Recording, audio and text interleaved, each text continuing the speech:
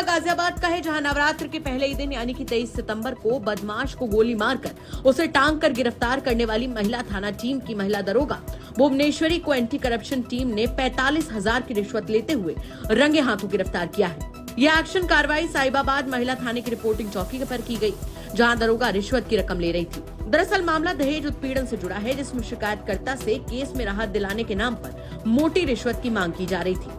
Case में परिवार के अन्य सदस्यों के नाम न लिखे जाने को लेकर रिश्वत मांगी जा रही थी और आरोप है कि महिला दरोगा लगातार रिश्वत देने का दबाव परिवार पर बना रही थी। आरोप ये भी है कि शुरुआत में पीड़ित से 1 लाख रुपए की मांग की गई थी। बाद में सौदा 50,000 में तय हुआ।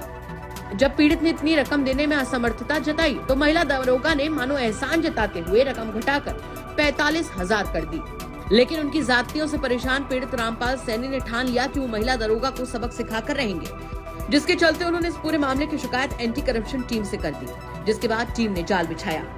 तय योजना के तहत जैसे ही महिला दरोगा ने 45,000 की रिश्वत ली, वैसे ही एंटी करप्शन टीम ने उसे मौके से गिरफ्तार कर लिया।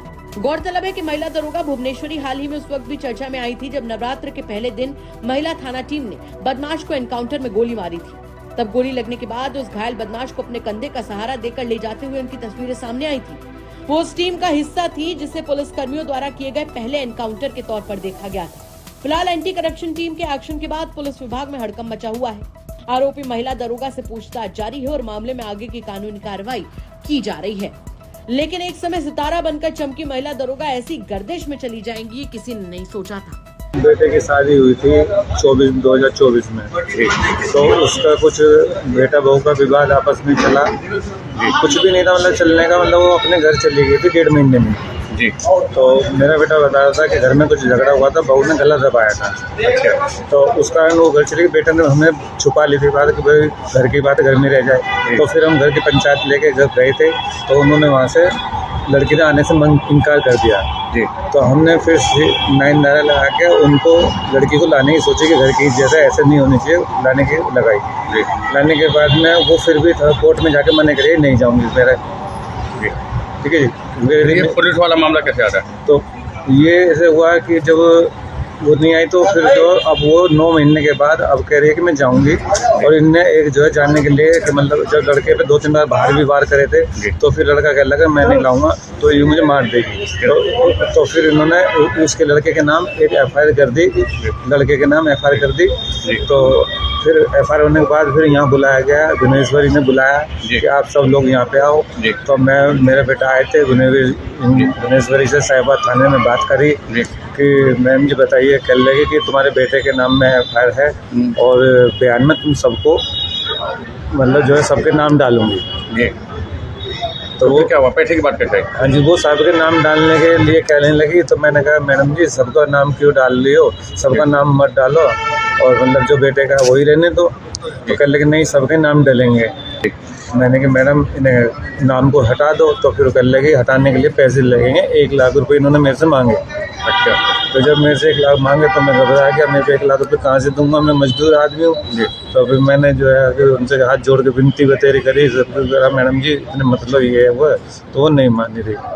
तो उसके बाद में मुझे मतलब दोबारा बुलाया गया तो कह लगे चलो कुछ कम करा, 50,000 रुपये वो आ गई।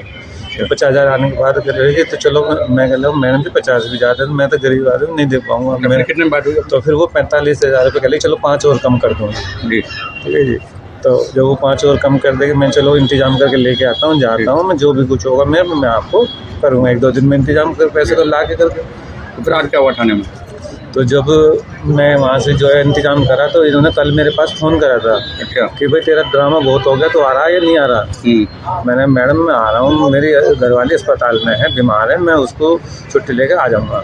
तो कल लगे तो आ जाए, कल आ जा 12 बजे तक। नहीं ठीक है। तो जैसे वो मैं कल आज 12 बजे आने को रहा था तो 12:17 पे मेरे पे कॉल कर दिया मैडम ने कि भाई कहाँ है तो आया नहीं। मैंने मैडम इन जाम में हो, 5 मिनट में पहुँच रहा हूँ। तो जैसे मैं 5 मिनट में इनके यहाँ पे पहुँचा तो अंदर एक लेडीज एक महिला बैठी थी, उसके अंदर वहाँ पर लेडीज महिला थी। तो उन्होंने कह दिया कि तो आजा, किसी काम के लिए भेज दिया उसे। तो फिर मैंने कहा मैम जी ये हुआ। फिर मैंने जो है कि मैं कर लाया इंतजाम जी। तो फिर मैंने जो है निकाल के मैडम के हाथ में पैसे दे दिए। तो उन्होंने साइड की ड्रॉ में रख दिए, जो एक लकड़ी की टेबल सी है उसकी ड्रॉ में रख दिए। अच्छा। और फिर बस मैं बाहर भागने को जाऊँ। जैसे मैं बाहर को आया तो ये एंटी कनेक्शन आ गया। एंटी करप्शन तो आपने बात करी थी? हाँ, मैं ही गया था सर। मैं ही इसलिए गया था क्योंकि मैं पैसे तो बंदोबस्त तो कर दिया था, लेकिन मैं नहीं चाहता था कि मतलब जो है कि ऐसी पुलिस आप को एक गरीब आदमी हो, पैसा हाँ, जुटाने में कितनी परेशानी हुई आपको? परेशानी हुई, लेकिन अब मैं भी नहीं चाहता कि मतलब जो है कि ऐसी पुलिस पैसे लेके काम करे। अगर आप ये वीडियो YouTube पर देख रहे हैं तो हमारे चैनल को सब्सक्राइब करें और बेल आइकन को दबाना ना भूलें। अगर आप Facebook पर ये वीडियो देख रहे हैं तो हमारे पेज को लाइक करें।